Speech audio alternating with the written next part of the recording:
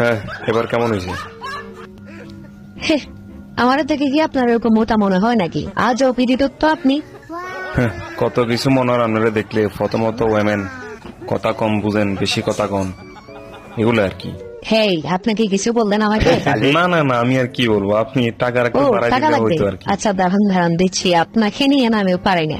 সব টাকা চাষ করে ফেলবেন মনে হয়। হে নেন 50 টাকা, আগের 20 টাকা, এখন 50 টাকা, ঠিক আছে?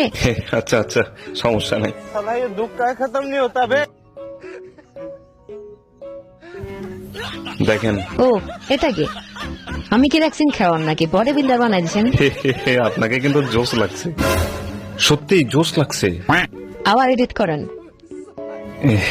না মানে আসলে এডিট তো করবো, অবশ্যই করবো।